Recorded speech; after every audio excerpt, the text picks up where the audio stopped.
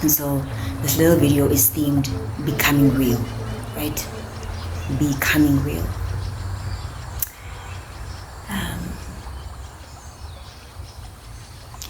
We have been so conditioned to live and exist within preconceived,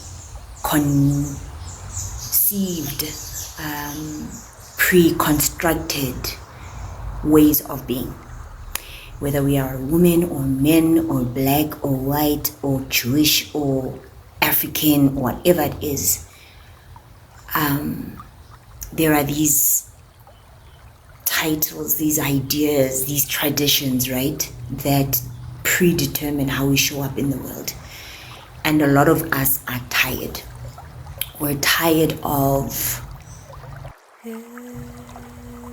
pretending, of being everything else other than real and who we really are.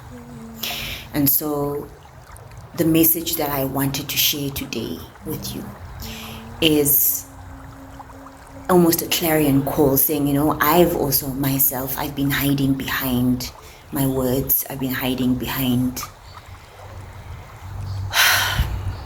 these things, these passages that we take, whether it's initiation, whether it's getting a PhD, whether it's becoming a mother. There are hats that we might hide ourselves around, and those hats are aspects of us, but they're not complete parts of us. They are not the complete picture. And a lot of us are aching to find and to relocate our authentic nature, the essence of our truth, the fundamental design and tones and textures of our soul. That's what we really, really want. And so today I'm saying, Mina, nawe, you and I, because there's no I, there's we. If we make a pact to become more weird, more us, more queer, more of nerdish, whatever it is that the universe gives us, well, not the universe, but what society labels us as. If we are this thing that we hide away, that we're ashamed of, that we feel guilt about, we all carry those things, and so we're not special. And we might think, oh no, I feel shameful about this, but each of us carry these things, so they actually unite us as humans. The ugly, the so-called ugly or bad, the weird, all of it belongs to us. And we find that the parts that we reject are the most special medicines that we have come with. The recipes, if you want, the secret codes, if you want, these are the things that we need to step into to be our full authentic self, to liberate ourselves, and within that doing that, liberating our ancestors, liberating our bloodlines, liberating who we've been in past incarnations, so that we can get closer and closer to the truth of who we are. And we can only do that by remembering what our purpose is. And whether we like it or not, or drink it away or eat it away, it's like, hey, this is this thing here that I'm aching for. Even if we can't name it, maybe you don't know exactly what it is, what your purpose is. Something nags all of us. So my challenge to us, we, Kosisonke, I am you and you are me. And so there's no need for us to fear, because we are a total sum of us. So we come with a regiment behind us. My proposition is that we find ways of becoming more real, more of ourselves, without shame. There's no need for shame, Bazokhuluma.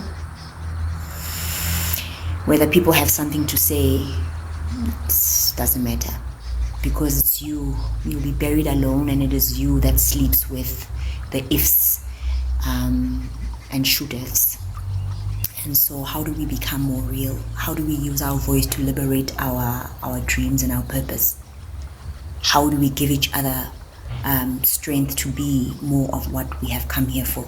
How do we do that? It is in us, in each and every one of us. Me right now sharing this, as much as I'm, there are parts of me that are like, hey, what are people going to say? That's not my business. That is not for me to worry about. What I need to hold dear and worry about is the assignment that I signed up for with the council of elders that I sat with, where I come from, with my staff family, or whatever you want to call it, whatever it means to you. This is what I've come here for, and this is what matters, because at the end of my passage, when the feather is weighed, I am going to have to account for what I did or I didn't do.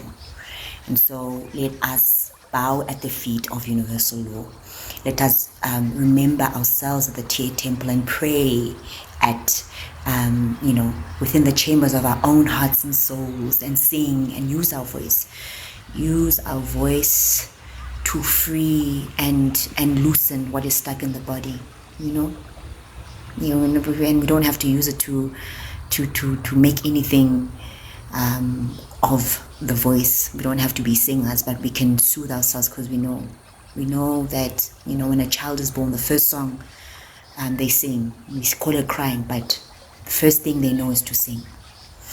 And so how do we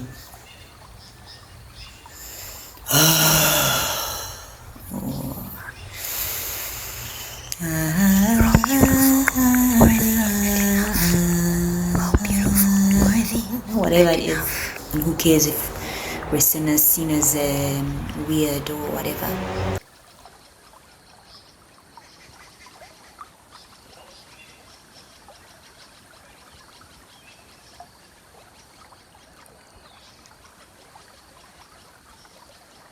Akunandaba, uzile wena. You've come for yourself.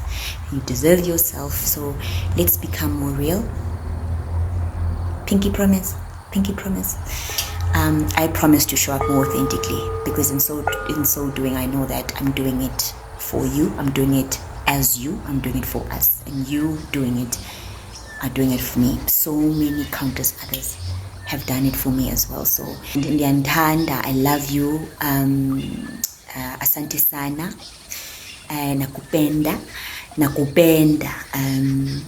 So let's rise together. Let's heal. There's no need to fear, because love is who we are, and it's love that we need to lean into to amplify the light in these times. It's nothing to be worried about. It looks like it's destruction, but if anything, it's reconstruction. And we signed up for this reconstructions. We are the architects of this time. That's why we signed up for it, because we've got everything, all of the tools that we need to build the beautiful world that we dream of, that we have dreamed of before we came here. We've dreamed of numerous times. So yeah, my carrying call and my pinky promises to you is that we become more real.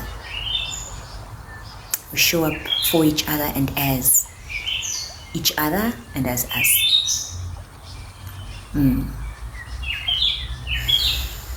There's nothing to be afraid of. There's nothing to be afraid of. We've got this. We've got you. We've got each other. Yeah?